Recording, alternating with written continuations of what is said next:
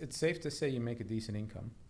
Yeah, I do okay. Yeah, you don't do too bad. So have you ever thought about getting on the other side, right? Because you're making this great income. Uncle Sam takes 37% of every dollar you make, unless you're great at tax. What other side? Accounting. Yeah. Investment. So like, investment. do you invest in anything? Do you, Yeah. do you dibble dabble in stocks? Do you have? No. Do you buy watches? Like where do you put that extra Right. income away? Because a lot of people. I put it in my market, right? My husband and I own 3 homes on the Venetian. We just sold one and bought a property in Lagos Island. I'm not into stocks because I don't understand what's going on. And I understand my market. Most of my investments are within a mile of where I live. And I just don't try to I admire people who take risks and who are entrepreneurial and, let's co-invest and let's finance this. Or I just really keep it, again, local with my investments, and we're slightly diversified into, other asset classes, but I'm just really into real estate. So you're buying other homes, fixing them up and flipping them. Sometimes, yeah. Or sometimes we buy a house that we live in and then it's time to move on because, our family has expanded. So we'll rent that house and buy another one, I just really like investing in my own marketplace and being in the Bank of the Venetian or the Bank of the Lagos Island. Right. It's what I understand. It's what I'm comfortable with. And I don't have someone in a completely different industry telling me, write me a check. I got this, Right. Yeah. So how do you handle construction? Because that's not easy. That's another full-time job. So yeah. How do you handle your day-to-day? Sure. Is it you? Is it hubby? Is it you bring on a third party? Like how do you, because that's not a joke.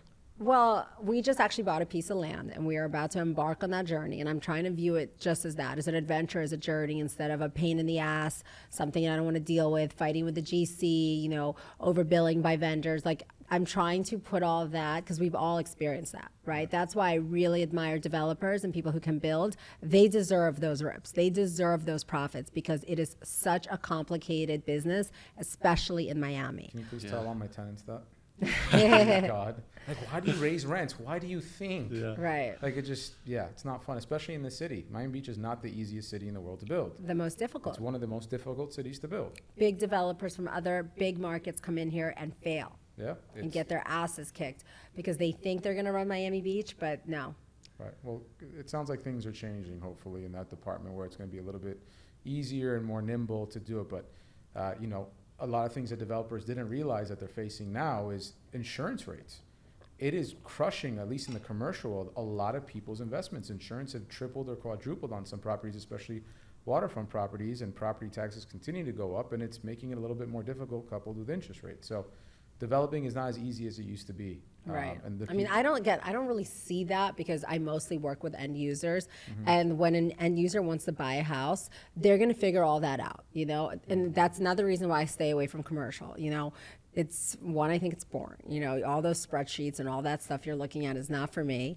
And two, it's just, it's not emotional.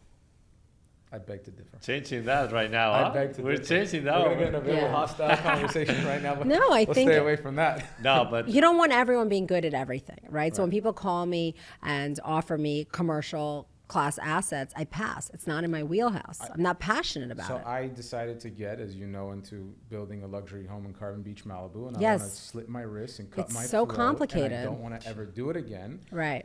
It's just very But you're gonna crush tedious. it. I will crush it. Yes. But it's very tedious. It is, and you're across the country, so you can't yeah. even walk over to check on the millwork. Exactly, and that's the difficult part. And it's like in commercial, you can more or less know what you're getting, but Yeah. residential, it's like all these different brands that you have to go and put in, and like the Italian craftsman, it's like. But you made your money on the buy, right? And that's the most important thing. You bought well. Any real That's a estate good deal, point. you have to make the money on the buy. You're never going to hope that because my invention comes out of nowhere, it's going to be special. But you have to make the money on the buy, which is why I bought my office building. I got it, 60 cents on the dollar what the last person paid. So that sounds like a solid purchase. sounds good. it was a solid purchase. But to your point, and that what's important for my business and why Alvaro got in with me on this deal is that we're trying to make it personal. We're trying to make commercial something more personal. love that. I love that direction. And lately people have been saying to me like, oh, I love your marketing. It feels like you're selling lifestyle, not just 4 walls. And I thought the initial rollout of the new Class X office building also really felt like it was getting personal. Right. And why I did it to take, some stuff from you, it's that when people live on Sunset Like less Island, red and gold and a little bit more neutrals in your marketing. obviously. But it's important. What I learned is that when people live on Sunset Island, Venetian Yeah. Island, south of Fifth, you want to stay on the beach.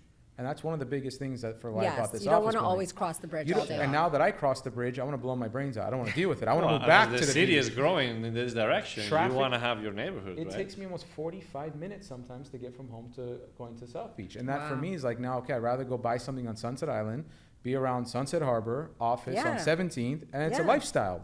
So I feel like office was Yeah. equally as important to residential because high net worth people need to work out of somewhere. And if you don't have the quality of product that matches the quality of where you're living, then what do? You don't want to drive to Brickell every single time. It's a nightmare. So That's fair. that's why I did what I did. But yes, it's not as exciting as residential. Yeah, I know. Even your body Even though I language. took a shot Even at your, residential. on your the body first- language says it all. Oh my you God, know? 100%. But look, let's Because focus people on- see commercial like I do, right? Like financing conversations, like no pretty pictures. It's not that glamorous. Listen, sorry. it's not glamorous. But it's- your it's- new building will be. Thank you. Yeah.